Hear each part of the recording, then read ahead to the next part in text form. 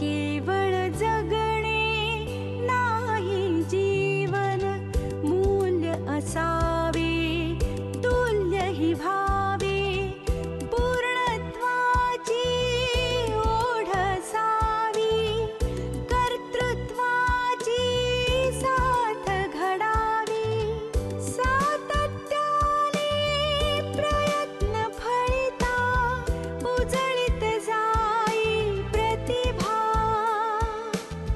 पुलकित होई प्रतिमा, प्रतिभा आणि प्रतिमा, प्रतिभा आणि प्रतिमा.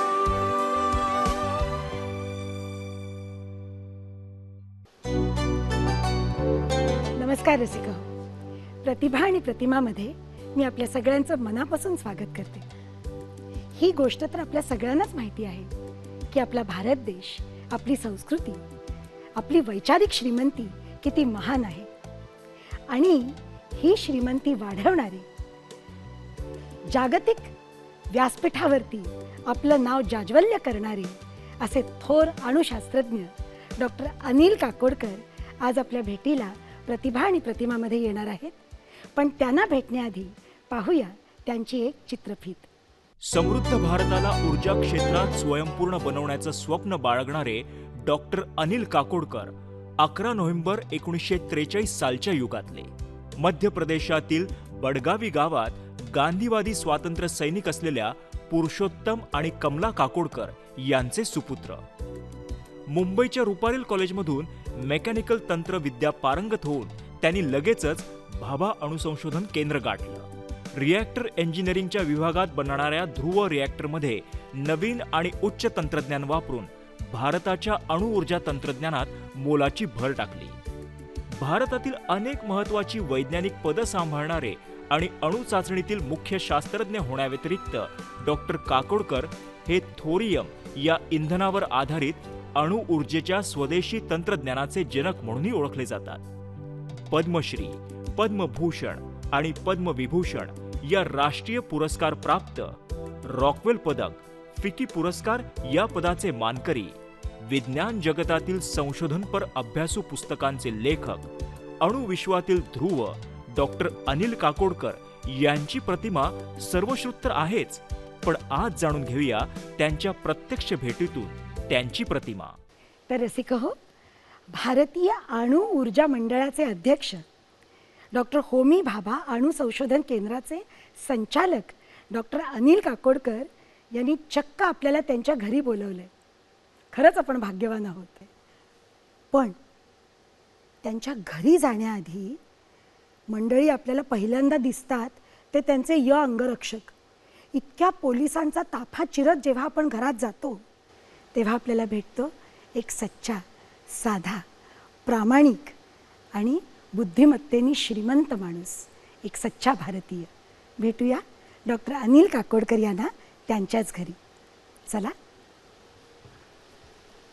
तर मनापासून स्वागत करते प्रतिभा आणि प्रतिमामध्ये डॉक्टर अनिल काकोडकर सरांचं.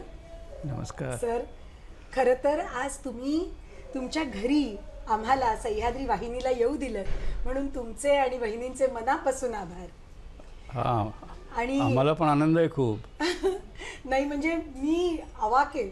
माझ्या चेहऱ्याचं अगदी भोकाच्या पिठाचं थालीपीठ झालंय. कारण भिंतच दिसत नाही, इतकी सगळी बक्षिसं आहेत तिथे, पारितोषिक आहेत. म्हणजे आपल्या कॅमेराचा तो एक संवेदनशील डोळा जर आपण असा घरभर फिरवला तर भिंतीचा रंग कुठेतरी चुकून दिसेल. आणि अशी कितीतरी बक्षिसं आणि पारितोषिकं आहेत जी गॅलरीत सुद्धा एकमेकांची गप्पा मारतायत. पण आता आपण गप्पा मारणार आहोत आदरणीय सरांशी. सर, बालपण म्हणजे मला कल्पना आहे की हा कलायडोस्कोप हा इतका उत्तुंग आहे. तर बालपणाची सुरुवात अगदी साधी, सच्ची अशी होती. मला थोडंसं बालपणाबद्दल ऐकायचं आहे. कारण मला कल्पना आहे गावाचं नाव खरगोण. खरगोण गावी तुम्ही शिकलात. हो. आणि बडवाणी गावी जन्म झाला. म्हणजे ही नावं सुद्धा मला लक्षात ठेवायला लागत होती. पण इथून सुरुवात करून आज पत्र नुसतं डॉक्टर अनिल काकोडकर भारत म्हटल्यावर घरी पोचेल इथपर्यंत. मला जरा बालपणाबद्दल सांगा ना प्लीज. तुम्ही म्हणाल तसं माझं बालपण मध्य प्रदेशात खरगोण या गावी माझं शिक्षण झालं. माझा जन्म बडवाणी या गावी झाला आणि जवळजवळ आहेत हे दोन्ही गावं, एक 50 मैलाच्या अंतरावर असतील. खरगोणला माझ्या आईनी एक मॉन्टेसरी स्कूल सुरू केलं होतं आणि माझं शिक्षणाची सुरुवात खरं तर त्या मॉन्टेसरी स्कूलमध्ये झाली. तुम्ही पहिले विद्यार्थी होता? हो, क्या बात कारण म्हणजे त्या काळी मॉन्टेसरी स्कूल ही कल्पनाच नवीन होती त्या भागात. बरोबर. आणि आधी मुलांना शाळेतच का पाठवायचं इथून प्रश्न सुरुवात व्हायची. कितव्या वर्षी सुरुवात केली शाळेमध्ये? ही असेल साधारणपणे 49च्या आसपास. बरं. नाही, तुम्ही किती वर्षांचे होतात? म्हणजे मी 5 वर्षाचा असेल. बरं बरं बरं. आईने सुरू केलेल्या बालवाडीत शिकलो. नंतर मग खरगोणलाच एक मराठी प्राथमिक शाळा होती. बरं. तर तिथे 5वीपर्यंत शिक्षण झालं आणि नंतर मग माध्यमिक शिक्षण अर्थातच तिथे जवळ असलेल्या एका हायस्कूलमध्ये झालं. तिथे मीडियम होती हिंदी, कारण ते मध्य प्रदेश हे सगळं हिंदी भाषी प्रांत होतं. मला असं वाटतं की खरगोणसारख्या लहान ठिकाणी जरी असलं तरी माझं शिक्षण अत्यंत समृद्ध होतं, कारण खरगोणला जेमतेम 200 मराठी कुटुंब असतील. अरे बापरे. आणि तिथे मराठी माध्यमातनं शिकायला मिळणं, मराठी संस्कृतीची खूप जवळची ओळख होणं, हे तसं म्हणजे एवढी सहज गोष्ट नव्हती. पण ते आय वॉज लकी. तर केवढं कौतुक आहे की त्या काळी त्यांनी तिथे 200 कुटुंब असताना फक्त मराठी शाळा काढली, म्हणजे मॉन्टेसरीची. हां, नाही, शाळा मॉन्टेसरी शाळा सगळ्यांना उघडी होती. मराठी शाळा आधीपासून होती तिथे त्या भागामध्ये. तर आईची शाळा होती ती फक्त म्हणजे मॉन्टेसरी स्टेजच्या विद्यार्थ्यांसाठी, प्री प्रायमरी स्कूल. बरं. आणि मराठी शाळा वॉज एक्झिस्टिंग 5 वर्ग. आलं लक्षात. 3 खोल्या होत्या. 3 खोल्यात 5 वर्ग बसायचे. तर असं भिंतीच्या लागून जे ताटपट्टी असायची त्याच्यावर 1 वर्ग आणि मधली लाईन ताटपट्टीची त्याच्यावर 2रा वर्ग, असं काम चालायचं तिथे. कधी म्हणजे मला खूप गप्पा मारायच्या आहेत तुमच्याशी, पण आता कधी त्या शाळेला बघितलंय? काय हो, स्थिती ते मी कशी आहे? नुकताच गेलो होतो खरगोणला. म्हणजे अर्थात त्या बालवाडीचं आता एक हायस्कूलमध्ये रूपांतर झालं आहे. बालवाडीत चालूच आहे, बरं. पण ती मोठी शाळा झाली आहे. आणि बाजूला ज्या हायस्कूलमध्ये मी शिकलो तिथे पण गेलो होतो आणि तिथल्या शिक्षकांनी आणि सर्व मंडळींनी मला तिथल्या त्या रजिस्टरवर आणि रोल ऑफ ऑनरवर माझं नाव लिहिलेलं अगदी आवर्जून दाखवलं. खूप बरं वाटलं मला. सर, तुमची नम्रता पाहिली ना की म्हणजे अगदी साष्टांग दंडवत करावं असं वाटतं.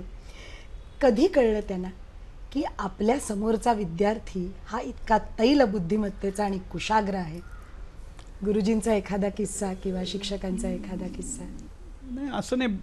म्हणजे साधारणपणे शिक्षकांची वृत्ती म्हणजे त्यांना कळत होतं कोण हुशार आहे, कोणाची अधिक तयारी करणं आवश्यक आहे वगैरे.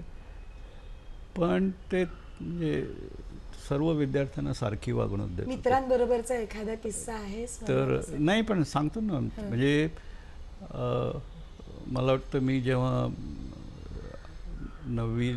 8वी 9वीला असेन तर आई म्हणाले की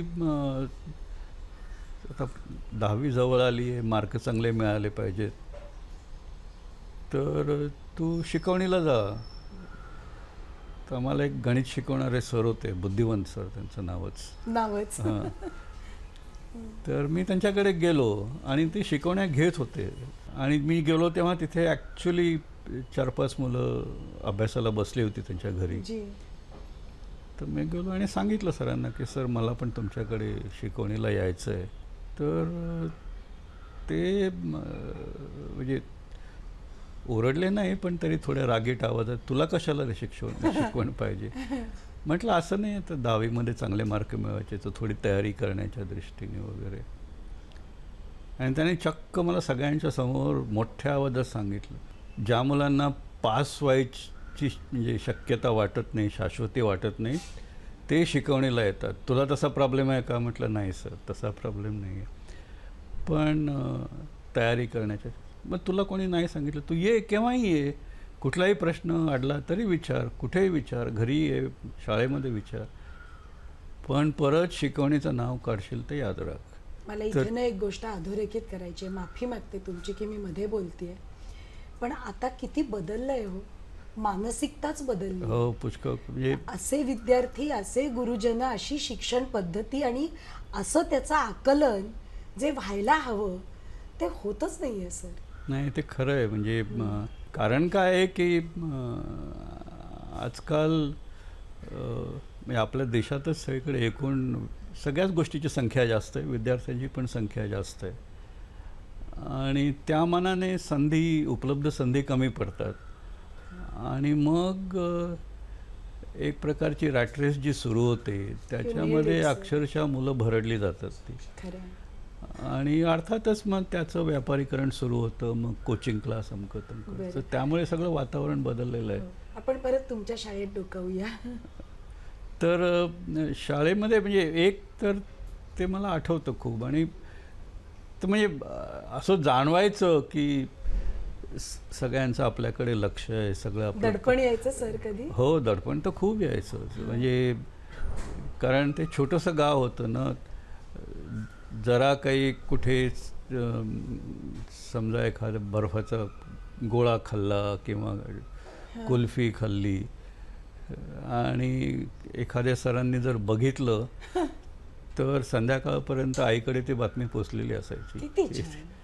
तर इतकं सगळ्यांचं म्हणजे ते एकूणच म्हणजे जडणघडण, त्याच्यामध्ये फक्त आईचं लक्ष होतं असं नाही, पण सगळ्या शिक्षकांचं पण लक्ष होतं, तर ते खूप जाणवायचं तसं. आणि मग एकदम रुपारेल म्हणजे शहराकडे आलात हो कॉलेजसाठी, गावात म्हणजे मला कल्पना आहे की तुम्ही सर्वोत्कृष्टच होतात, सर्वोत्तम होतात, पण तरीही ही परीड घडी सोडून एकदम शहराकडे येताना असा काही एक आवंढा गिळला गेला का? हो, खूपच. कारण सर्वात मोठा शॉक मला होता इथे की महाराष्ट्रामध्ये SSCचे रिझल्ट्स तिथल्या मॅट्रिकच्या रिझल्टच्या कितीतरी आधी जाहीर व्हायचे. आणि एकदा ते रिझल्ट जाहीर झाले की मग सगळ्या ॲडमिशन्स भराभर भरल्या जायच्या जागा. तर माझ्या वेळेला पण असंच झालं, आणि मग मला ॲडमिशन कुठे मिळणार आणि कोण देणार, याच्यावरती मला प्रेक्षकांची उत्कंठा धरून ठेवायची आहे. एक छोटासा ब्रेक घेऊया मंडळी. आपण पुन्हा अर्थातच आदरणीय सरांची गप्पा मारणार आहोत, पण एक ब्रेक घेणं गरजेचं आहे. भेटूया या छोट्याशा ब्रेक नंतर.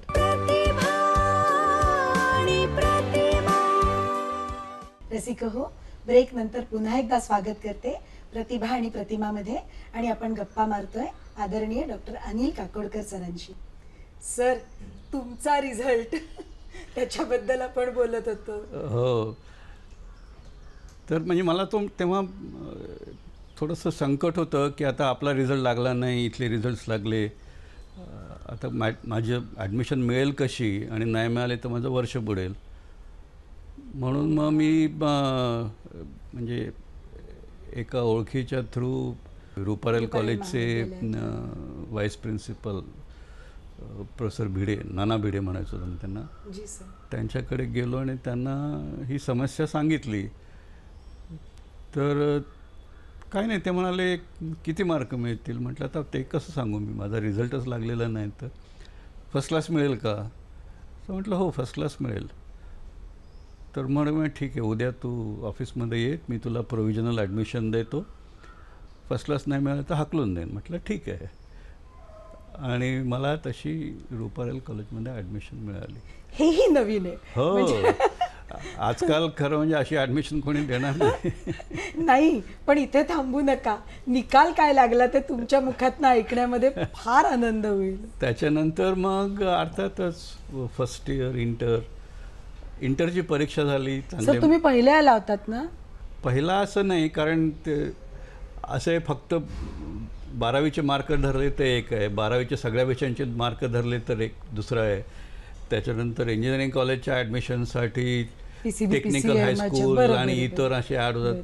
त्यामुळे पण मला आय म्हणजे- was one of them. Sorry to interrupt, मला हे विचारायचं होतं, ज्या सरांना तुम्ही फर्स्ट क्लास सांगितलं होतं ते मार्क पाहून त्यांनी असं चष्म्यातनं 4 डोळ्यांनी वर नाही पाहिलं की हे केवढे मार्क आहेत, पाऊस पडलाय हो, मार्कांचा. त्यांना आनंद झाला खूप. आणि मला विचारलं काय करणार आहेस पुढे. म्हटलं काय नाही सर, आपल्याच कॉलेजमध्ये तर BScला ॲडमिशन घेईन मी. तर मग मात्र तुम्ही म्हणाला तसं त्यांनी बघितलं माझ्याकडे आणि म्हणाले की अरे तुला खूप चांगले मार्क आहे, तुला VGTला सहज ॲडमिशन मिळेल. तर म्हटलं नाही सर, पण मला BSc करायचं, मॅथ्स आणि फिजिक्स मॅथ्स आणि फिजिक्स करायचं. तर म्हणाले ते काही नाही, तू उद्या परत म्हणाले ऑफिसमध्ये ये, कारण तेव्हा इंजिनिअरिंग कॉलेजचे फॉर्म सगळे सायन्स कॉलेजमधनं भरून मग ते DTEकडे जायचे. बरं बरं. तर म्हणे आधी तो फॉर्म भरून मला दे, बाकी BSc तर आपलंच कॉलेज आहे, मी देईन तुला ॲडमिशन, त्याची काय चिंता करतो. आता मला त्यांना विरोध करण्याची माझी म्हणजे काय म्हणतात त्याला इच्छाही नव्हती आणि क्षमता पण नव्हती. तर बरं म्हटलं. आणि मी जसं जायला निघालो तर म्हणाले पण तुला BSc करायचं आहे तर कुठल्या विषयात करायचं आहे. मी त्यांना सांगितलं फिजिक्स मॅथ्स. बरं. ते म्हणाले की तुला मला ॲडमिशन द्यायची वेळ येणार नाही, कारण तुला VGTला ॲडमिशन मिळेल, पण समजा जर वेळ आली तर मी तुला ॲडमिशन देईन, पण फिजिक्स मॅथ्समध्ये देणार नाही, मॅथ्स फिजिक्समध्ये दे. बरं. म्हटलं सर हे काय. हां. तर म्हणे असं आहे की करिअर चांगलं करायचं तर MScला फर्स्ट क्लास हा महत्त्वाचा आहे, कारण त्याच्यावर बऱ्याच गोष्टी करिअरच्या अवलंबून असतात. बरं. आणि MScला फर्स्ट क्लास मिळेल का नाही मिळेल याच्यामध्ये तुम्हाला प्रॅक्टिकल परीक्षेत किती मार्क मिळतात याचं पण खूप वेटेज येतं. आणि प्रॅक्टिकलमध्ये किती मार्क मिळतील हे मी काही तुला सांगत नाही, पण तुमच्या क्षमतेपेक्षा इतर अनेक गणितं त्याच्यात गुंतलेली असतात. अरे बापरे. म्हणून त्याच्यापेक्षा तू मॅथ्स फिजिक्स घेतलंस म्हणजे MSc मॅथमॅटिक्समध्ये करशील, तिथे प्रॅक्टिकलचा प्रश्न नाही, बरोबर. म्हणजे तुझा फर्स्ट क्लास गॅरंटीड, तुझं करिअर गॅरंटीड. आणि तर आणि अर्थातच त्यांनी काही त्याचं जास्त एक्सप्लेनेशन वगैरे दिलं नाही. सरांनी म्हटलं वेदवाक्य. हो अगदी. पण सर मनामध्ये कुठेतरी एक असं शल्य येतं की असं त्या काळी इतक्या विशुद्ध मनोवृत्तीच्या गुरु शिष्य परंपरेत एका गुरुच्या मुखातनं यावं हो. की एका उत्तम विद्यार्थ्याचे प्रॅक्टिकलचे मार्क सुद्धा मॅनिप्युलेट करण्याची क्षमता बाळगणारी माणसं त्यावेळेला होती. आणि म्हणजे आणि त्यांना ते माहीत होतं, कारण ते स्वतः युनिव्हर्सिटी एक्झामिनर होते MSc लेवलची. तर त्यांना ते तिथे काय चालतं ते सगळं माहीत होतं. आणि त्याच्यामुळे माय career could be at risk असं त्यांना जाणवलं असेल. तर ते म्हणाले की नाही तुला मी ते नाही करू देणार. पण नंतर मग मी ठरवलं की वेदवाक्य प्रमाण मानून VGT. सरांनी जे सांगितलं ते करायचं असं म्हणून मी VGTला पोचलो. आणि तिकडे हवी ती फॅकल्टी मिळाली की तुम्ही निवडलीत? नाही, ही मिळाली मला, म्हणजे मेकॅनिकलच हवं माझा होतं. जो चॉईस होता तोच मिळाला मला, मेकॅनिकल. बरं. पण सर कुठेतरी म्हणजे an atom of a dream had the seed within you, म्हणजे वाटलं होतं की अणु ऊर्जा क्षेत्रामध्ये आपल्याला करायचं आहे, हा कुठेतरी मानस होता की आयुष्य प्रवास घेऊन गेला नाही तिकडे? तेव्हा नाही. तेव्हा खरं म्हणजे मला म्हणजे एकतर मी गावातनं आलेलो, तोपर्यंत मला VGT म्हणजे काय हेही माहीत नव्हतं. सगळेजण इंजिनिअरिंगला जातात, चांगली मुलं, हुशार मुलं इंजिनिअरिंगला जातात, आणि भिडे सरांनी सांगितलं म्हणून मी पण जी सर. पण नंतर मग पुढे पुढे कळायला लागलं की आपल्याला जर चांगलं म्हणजे यू वॉन्ट टू प्रोग्रेस, संशोधन हे खूप महत्त्वाची गोष्ट आहे. आणि म्हणून माझी अशी एक मानसिकता पण तयार झाली होती की तेव्हा इंजिनियर म्हटलं की कुठेतरी इंडस्ट्रीमध्ये इंडस्ट्रियल इंजिनिअरिंग, प्रोडक्शन इंजिनिअरिंग, फार तर फार मार्केटिंग, सेल्स आणि हे चांगल्या नोकऱ्या खूप होत्या तेव्हा, घरी बसून बोलवणं यायचं तेव्हा. अरे वा. पण ही सगळी कामं होती आणि तोपर्यंत मला असं वाटायला लागलं होतं की अशा ठिकाणी जाण्यात अर्थ नाही जिथे सगळी कामं रिपिटेटिव्ह असेल. काल केलं तेच आज करायचं, तेच उद्या करायचं, असं पाट्या टाकायचं काम म्हटलं मी करणार नाही. आणि मला दर दिवशी काहीतरी नवीन करायला मिळेल अशा प्रकारच्या कामाच्या शोधात होतं. म्हणजे माझी रिसर्चची कल्पना तेवढीच होती तेव्हा. सर, तुमच्यातल्या शास्त्रज्ञाचा जन्म तेव्हा झाला?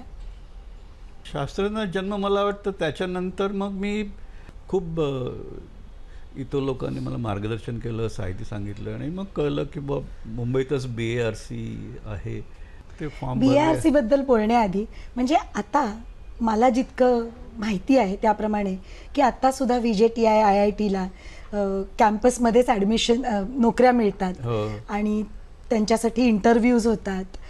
तर तसं त्याही वेळेला व्हायचं VJTI मध्ये? मगाशी म्हटलं तसं की सायन्स कॉलेजमध्ये ॲप्लिकेशन द्यायचं, तो DT कडे जायचा आणि मग तुमच्या त्या मेरिटप्रमाणे ते काम अगदी सिस्टमॅटिक होतं. अगदी माझा प्रश्नाचा हेतू हा होता की BARCचं चयन करताना अशा कुठल्या नोकऱ्या होत्या जिथे कदाचित पैसे जास्त मिळाले असते, पुष्कळ नोकऱ्या होत्या, जाणीवपूर्वक ही निवड केली गेली?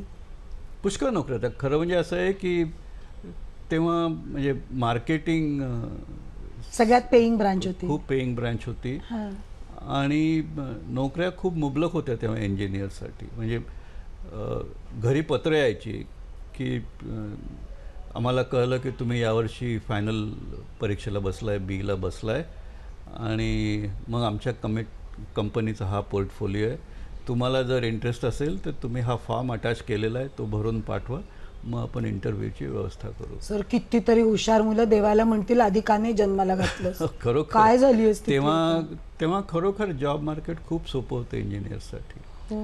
आणि मग काही ब्रांचेसमध्ये पगार पण खूप मिळायचे. पण तुम्ही ते म्हणजे दॅट वॉज म्हणजे मला ते रिपिटेटिव्ह कामामध्ये अजिबात इंटरेस्ट नव्हता. म्हणून मग मी ठरवलं की नाही, आपण BARCला अप्लाय करू. आणि गेल्यावर पटलं की निवड अगदी योग्य केली? अगदी अक्षरशः म्हणजे माझी खरी वेवलेंथ मला सापडली ती BARC गेल्यानंतर. बरं. BARCचा सुद्धा एक तो किस्साच होता. ते अप्लाय तर केलं होतं जी. आमच्या सगळ्या सगळे मित्र होते, तर सगळ्यांची अशी एक मानसिकता होती की चांगली नोकरी म्हणजे उद्योगात, प्रायव्हेट सेक्टरमधली नोकरी. बरं. आणि सरकारी नोकरी म्हणजे ज्याला कुठेच काही नोकरी मिळत नाही तो सरकारी नोकरीत जातो. त्यामुळे त्या सगळ्यांचा मी BARCत जाण्यातला विरोध होता. बरोबर. आणि म्हणजे इतकं झालं की त्यामुळे मी ज्या दिवशी इंटरव्ह्यूला जायला हवं होतं त्या दिवशी मी तिथे जाऊ शकलो नाही. का? कारण त्यांनी माझा ते इंटरव्ह्यू कॉल लेटर लांबवलं मला. नंतर मग माझ्या हातात जेव्हा पडलं, पण BARCचे इंटरव्ह्यूज 8-10 दिवस चालू असतात तिथे. बरं. तर मी तिथे गेलो, मग त्यात थोडासा ओरडा खावा लागला की तुम्हाला वेळेवर यायला काय झालं वगैरे. पण मग मी सांगितलं की बघा आता म्हणजे मला इथे इंटरेस्ट आहे, तुम्ही जर व्यवस्था केली इंटरव्ह्यू घ्यायची तर मी इथे आलो आहे.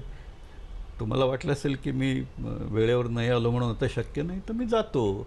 तुम्हाला नाही जाऊ नको परत. आणि मग त्यांनी तो इंटरव्ह्यू अरेंज केला आणि अर्थातच तिथे सिलेक्शन झालं माझं. सो आणि मग अशी म्हटलं तसं म्हणजे ट्रेनिंग स्कूल म्हणजे BARCमध्ये 1 वर्षाचं ट्रेनिंग असतं आणि तिथे सगळेच मोठे मोठे शास्त्रज्ञ, प्रत्येक आपापल्या विषयातले तज्ज्ञ, तर त्यांच्याकडनं खूप शिकायला मिळालं आणि तिथे मला खरी वेवलेंथ सापडली. सायन्स कशाला म्हणतात, संशोधन म्हणजे काय वगैरे हे सगळं त्याचं आकलन तिथे व्हायला सुरुवात झाली. करिअरला दिशा मिळाली. केव्हाही. आणि मग त्यावेळेला लग्न झालं होतं की त्याच्यानंतर? नाही, लग्न त्याच्यानंतर झालं. मग निर्णय घेतला की आता लग्न करायचं? नाही, आमचं तसं अरेंज्ड मॅरेज. तिच्या माहेरची मंडळी आणि आमच्या कुटुंब, आमची ओळख खूप जुनी होती तशी, त्यामुळे तर माहितीच. आणि बाकी तसं म्हणजे नॉर्मल अरेंज मॅरेज कसं असतं तसं मला तर अगदी राहवत नाही आहे. म्हणजे गृहलक्ष्मीच्या घरात आहे मी आत्ता आणि मी त्यांना विनंती करणार आहे की त्यांनी इथे यावं आणि आपल्या रसिक प्रेक्षकांशी थोडंसं हितगुज करावं हो, जरूर. आणि आपल्याबद्दल बोलावं अशी मी त्यांना खरंच आपल्या सगळ्यांच्या वतीनं विनंती करते. मला त्यांनी आतापर्यंत केलेल्या सर्व कामाबद्दल अभिमान आहे आणि इथे त्याच्या प्रत्येक कामामध्ये संपूर्णपणे व्यस्त राहूनसुद्धा आणि त्यांनी पूर्णत्वाला नेलेलं आहे घरची जबाबदारीसुद्धा, याबद्दलसुद्धा मला अभिमान आहे. त्यांना पद्मश्री, पद्मभूषण आणि पद्मविभूषण हे तिन्ही किताब भारत सरकारने दिले आहे, त्याबद्दल अभिमान आहे. आणि त्याबद्दल आणि त्यांना आणखीन अनेक जे पुरस्कार मिळाले इतर संस्थांकडून, त्या सर्वांबद्दल मला त्यांच्याबद्दल फार अभिमान आहे. पण एक छोटासा ब्रेक घेऊया आणि पुढच्या गप्पांना पुन्हा गती देऊया. भेटूया या छोट्याशा विश्रांतीनंतर. प्रतिभा आणि प्रतिमा. ब्रेक नंतर प्रतिभा आणि प्रतिमामध्ये पुन्हा एकदा स्वागत करते मंडळी. आणि आपण गप्पा मारतोय आदरणीय डॉक्टर अनिल काकोडकर सरांशी. सर, आपण BARC कडून ज्या वेळेला आपल्याला परदेशी पाठवण्यात आलं इंटरनॅशनल युनिव्हर्सिटीमध्ये शिकण्यासाठी, त्याबद्दल सांगत होतात. हां, म्हणजे माझी अशी इच्छा होती की आपल्याला आपलं संशोधन पुढे न्यायचं आहे आणि त्याचा स्तर पण उंचवायचा आहे, तर थोडंसं अधिक शिकलं पाहिजे. आणि तेव्हा मी म्हणजे रिॲक्टर्सचे जे स्ट्रक्चर्स असतात त्याच्यावर काम करत होतो. म्हणून मग मी त्याच विषयात मास्टर्सचा कोर्स युनिव्हर्सिटी ऑफ नॉटिंगहम इथे करण्यासाठी म्हणून मला BARC तर्फे जाण्याचा योग आला. आणि तिथे मी अर्थातच हे विषय तर शिकलो, पण तिथे वेगळ्या म्हणजे विमानाची इंजिनं, त्याचं स्ट्रक्चर, त्याचं डिझाईन, त्याचं अनालिसिस कसं करता येतं, मोठे मोठे डिझेल इंजिन्स, त्याचं स्ट्रक्चर आणि अनालिसिस कसं करता येतं, मोठे मोठे ब्रिजेस, त्यामुळे वेगळ्या प्रकारची स्ट्रक्चर्स आणि त्यांचं टेस्टिंग वगैरे मी फुल स्केलवर होताना बघितलं तिथे. त्यामुळे म्हणजे तिथल्या त्या ट्रेनिंगमध्ये आणि तिथल्या त्या प्रयोगशाळांमध्ये जे काही काम चालतं ते बघितल्यानंतर मला खूप शिकायला मिळालं. आणि मग त्याचा मला इथे भारतात आल्यानंतर त्या कामातसुद्धा खूप उपयोग झाला. एक श्लोक आठवतोय संस्कृतमधला, म्हणजे आपण असं म्हणतो ना, नहि ज्ञानेन सदृशम पवित्रम इह विद्यते. पण त्याच्याबरोबर हेही शिकवतात, सर्व कर्माखिलम पार्थम ज्ञाने परिसमुच्यते. सगळ्यात चांगल्या कामांची परिणिती पण ज्ञानात होत असते. हो, अर्थातच. एकदम चक्षु एकदम ग्लोबल झालं ना अक्षरशः. आणि मग तिकडनं आल्यानंतर म्हणजे वेगळ्या कामांमध्ये गुंतलो मी खूप. आणि सगळ्या म्हणजे अणुशक्ती खात्यातले सगळे लीडर्स, त्यांचं मार्गदर्शन मला मिळत राहिलं. मग त्याच्यामध्ये त्या ॲटॉमिक रिॲक्टरच्या निर्मितीबद्दल ऐकायचं आहे मला. पण मला एक गोष्ट रसिको आपल्याला सांगायची आहे. सर, किती सहज, अगदी 1 डिग्री.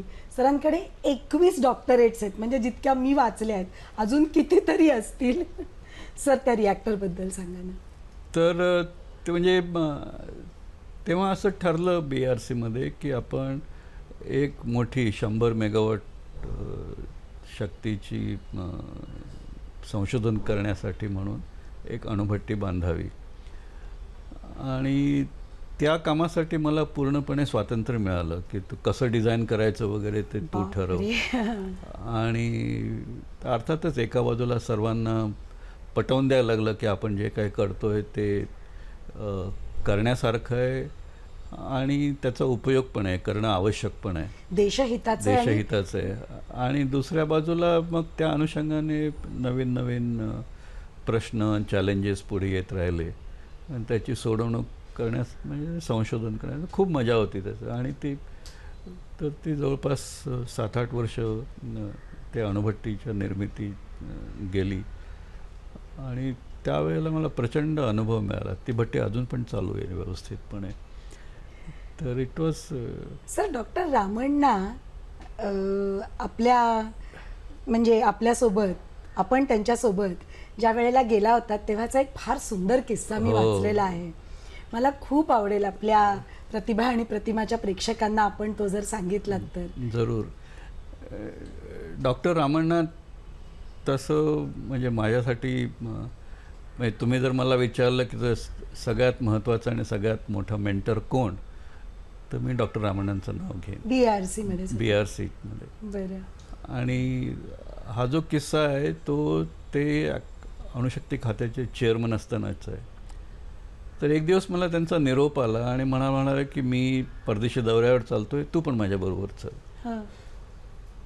तर मला समजे ना मला कशाला जायचं आहे म्हणून मी त्यांना विचारलं, मग ते दौऱ्यावर येऊन करायचं काय. तर मला म्हणाले की काहीतरी करायचं असतं म्हणूनच दौऱ्यावर जायला पाहिजे असं तुला कोणी सांगितलं, मी तुला सांगतोय तू माझ्याबरोबर चल. म्हणजे चल. बरं. तर म्हटलं ठीक आहे. त्यामुळे आणि त्यांच्याबरोबर एक आम्ही म्हणजे 3-4 ठिकाणी गेलो. आम्ही कायरोला गेलो, नंतर मग व्हिएन्नाला गेलो, त्याच्यानंतर वॉर्साला गेलो आणि त्यांच्याबरोबर एक डेलिगेशन होतं. कायरोच्या व्हिजिटसाठी एक डेलिगेशन होतं, वॉर्साच्या व्हिजिटसाठी दुसरं डेलिगेशन होतं, मध्ये व्हिएन्नाला त्यांची भेट होती आणि मला मात्र त्यांनी त्यांच्याबरोबर सगळीकडे फिरवलं.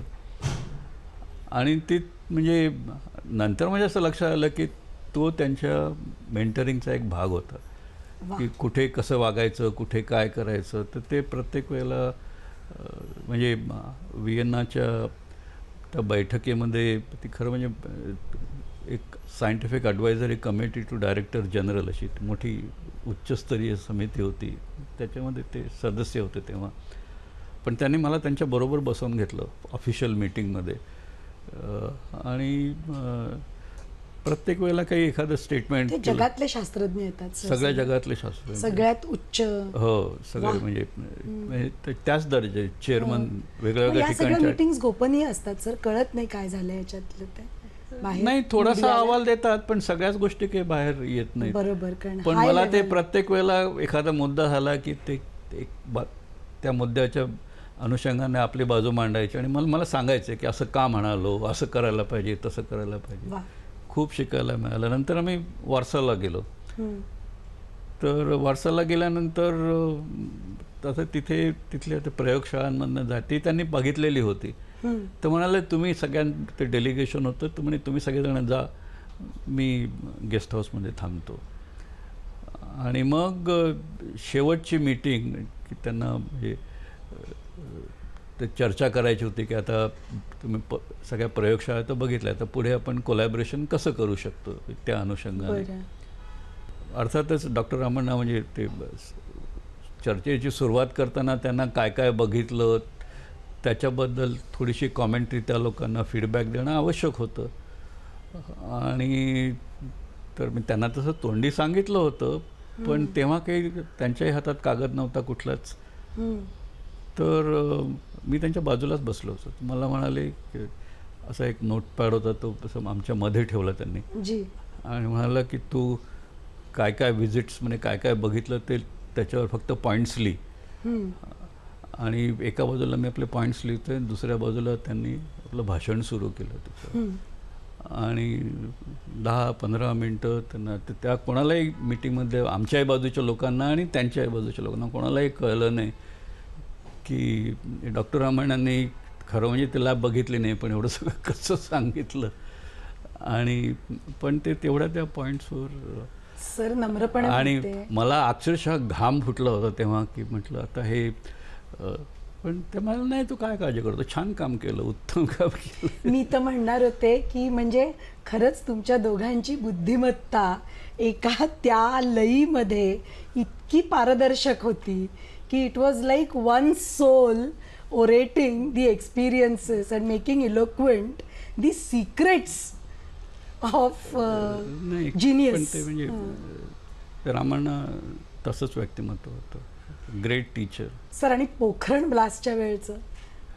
पोखरण ब्लास्टचं सुद्धा असंच झालं. एक दिवस त्यांनी बोलवलं मला आणि म्हणाले की म्हणजे तू अमक्याला जाऊन भेट.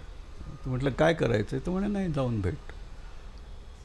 बरं म्हटलं. मी जसं जायला लागलो बाहेर तर मला म्हणाले, तू रात्री झोपेत बडबडतोस का? म्हटलं तर मला कसं कळणार? तर म्हणे, तुझ्या बायकोनं नाही सांगितलं का तुला? म्हटलं अजून तरी नाही सांगितलं. तुम्ही पाहिजे तर मी जाऊन विचारतो आणि सांगतो. तर बरं बरं म्हणे, जाऊन भेट.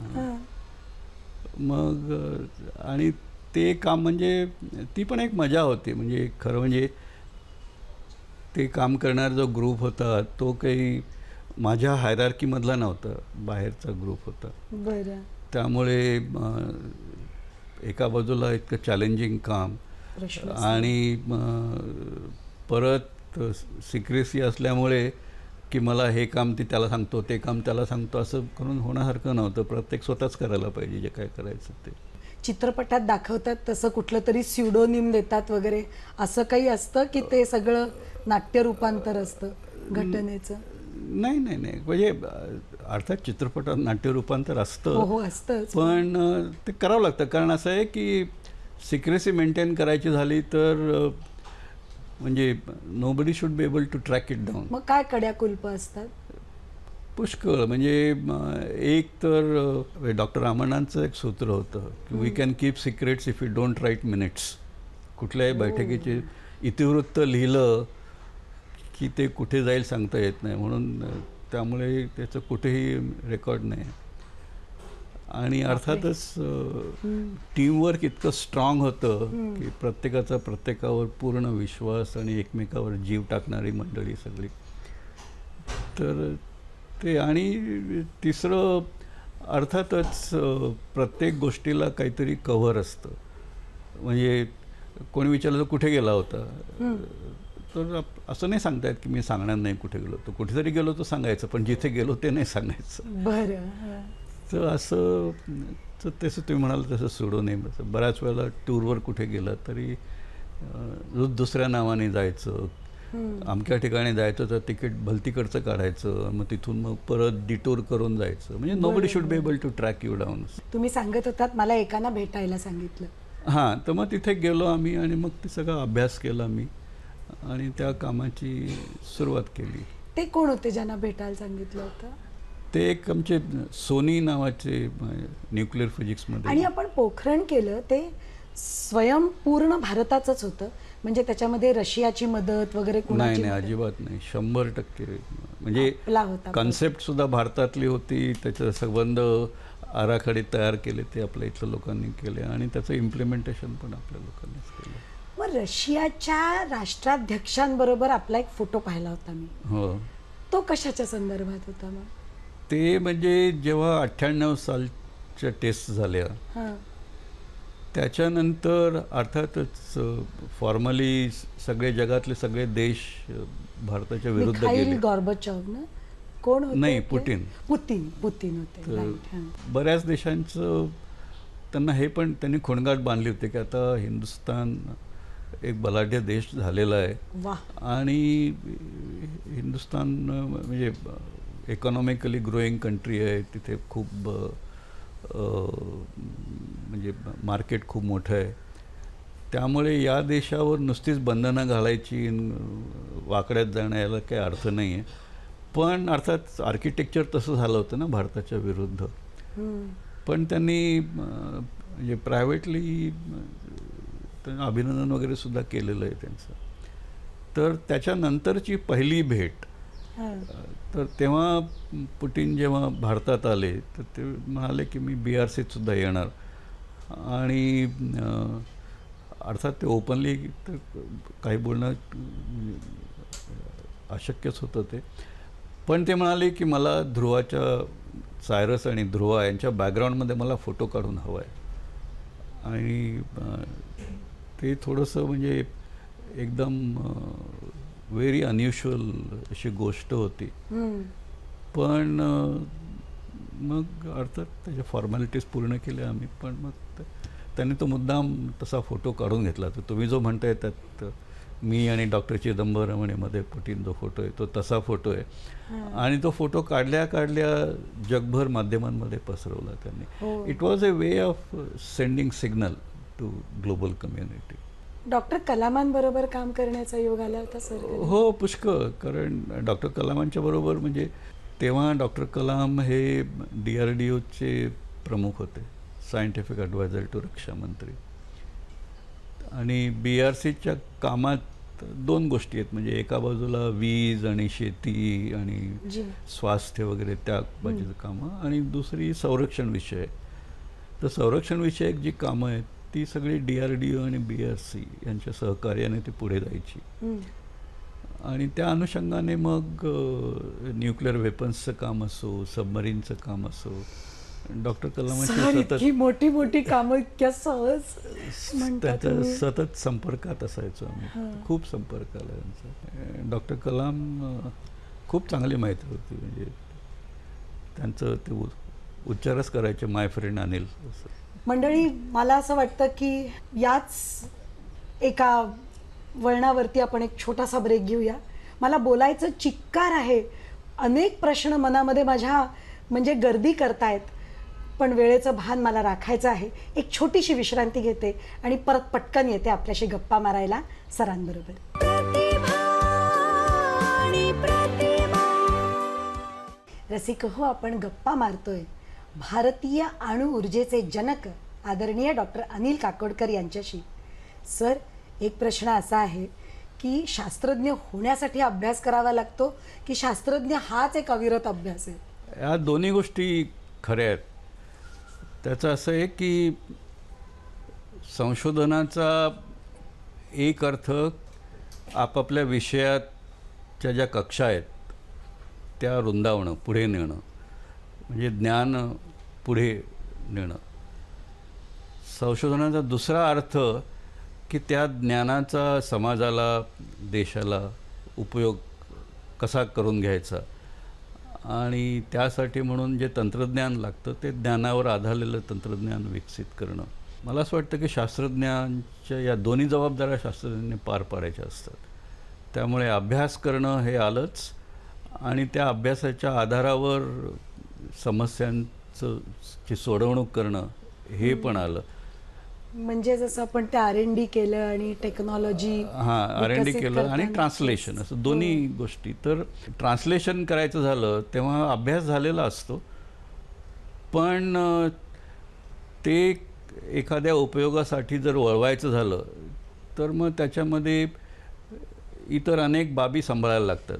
म्हणजे त्याच्यामध्ये संशोधन पण आलं, पण you may have to deal with market, you may have to deal with some industry, you may have to deal with म्हणजे लोकांच्या खऱ्या गरजा काय आहेत ते समजण्याची आकलन शक्ती निर्माण करणं.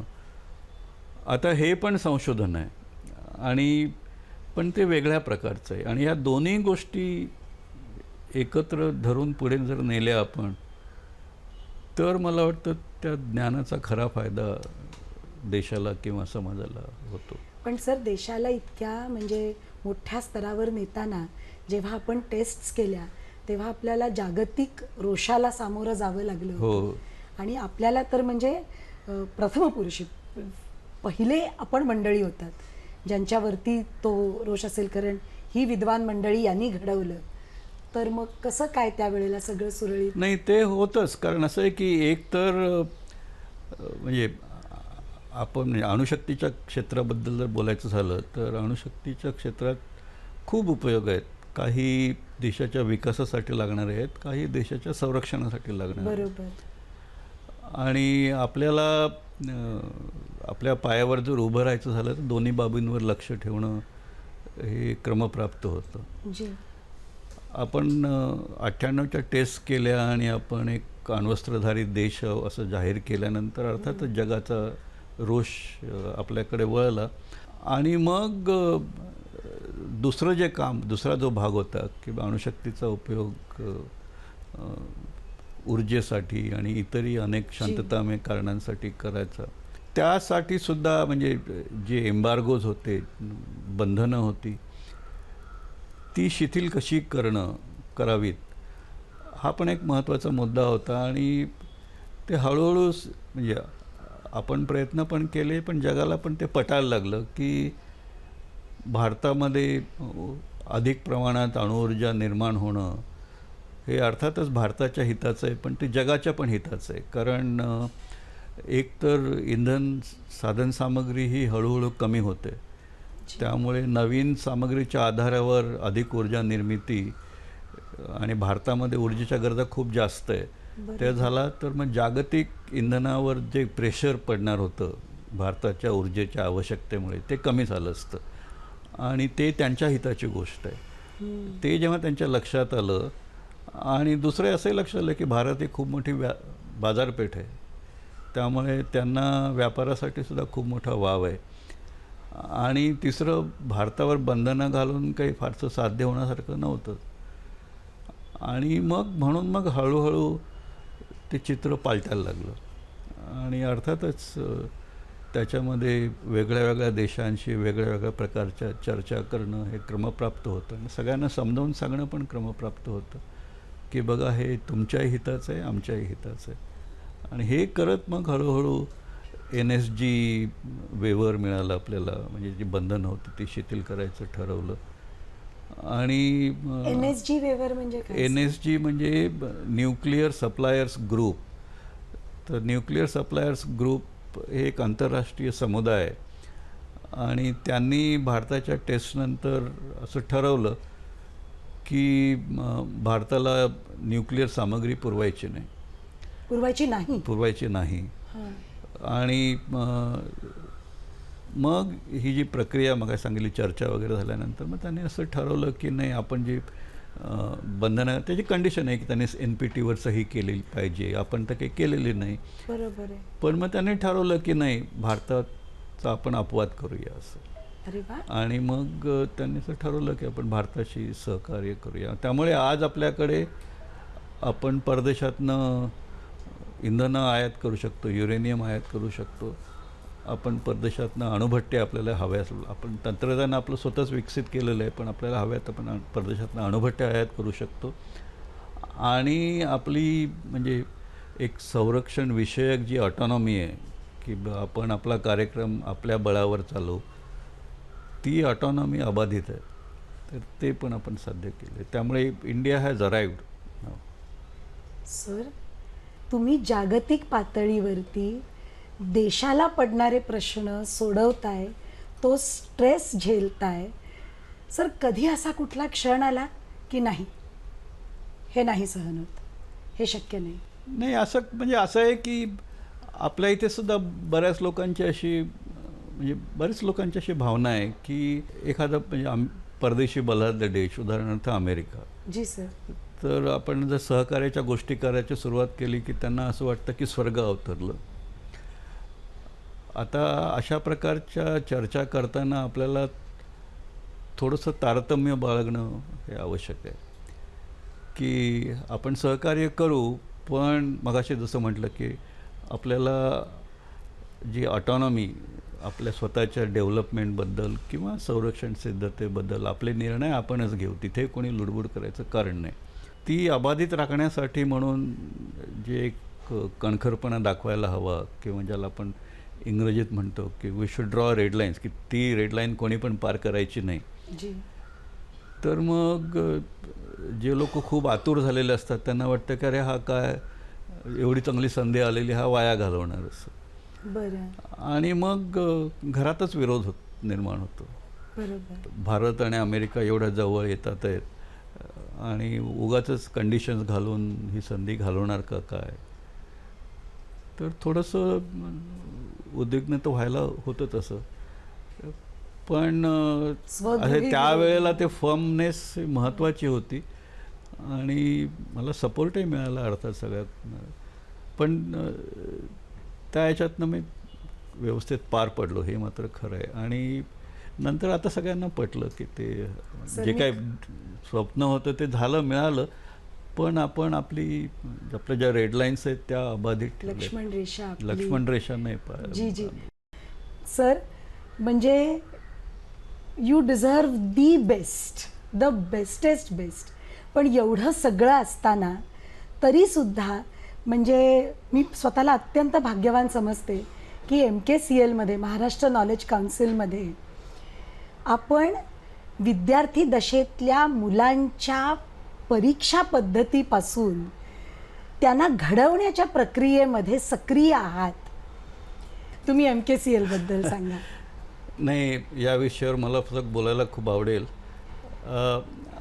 असं आहे की आता सगळं जग ज्ञानयुगाकडे वळतं आहे आणि जगामध्ये स्पर्धा तर आहेच आहे आणि या स्पर्धेत टिकून राहून आपल्याला जर पुढे जायचं झालं तर आपल्या तरुण मंडळींची, विशेषतः विद्यार्थ्यांची तशी तयारी करणं हे अत्यंत आवश्यक आहे.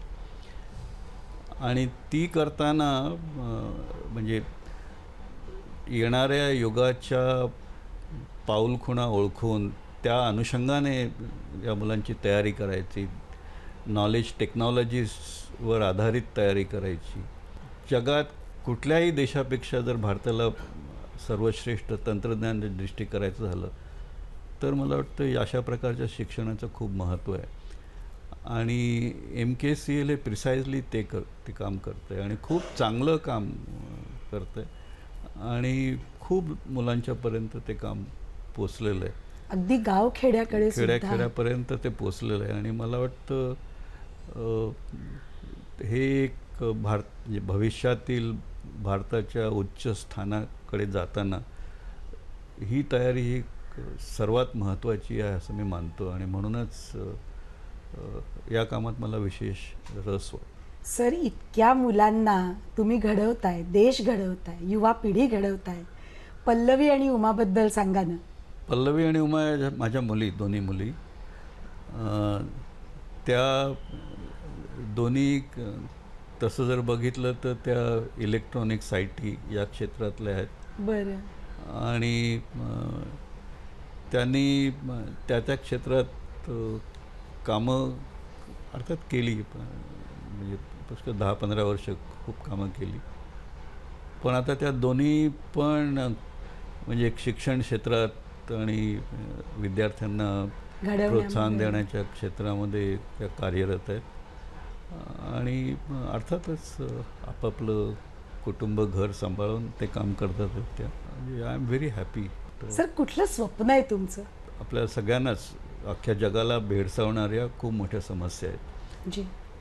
सगळ्यात मोठी समस्या म्हणजे क्लायमेट चेंज. बरं.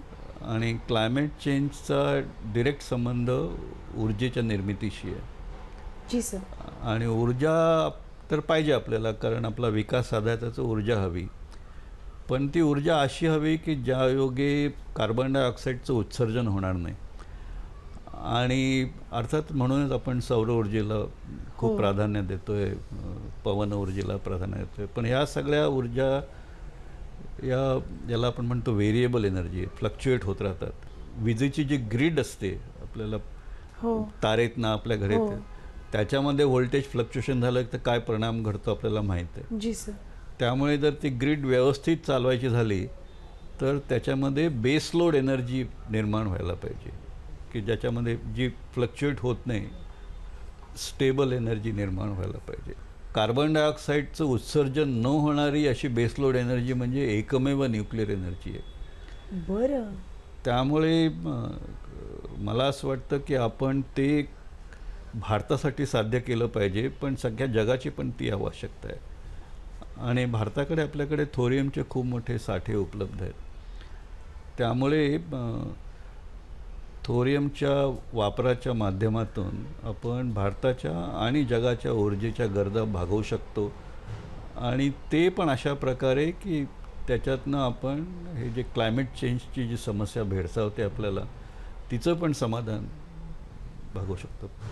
आणि हे करण्यासाठी आपल्याला म्हणजे संशोधनाची पण आवश्यकता आहे आणि इम्प्लिमेंटेशनच्या दृष्टीने सुद्धा खूप करण्याची आवश्यकता आहे. आणि ते माझं अजून काय म्हणतात त्याला अनफुलफिल्ड ड्रीम आहे.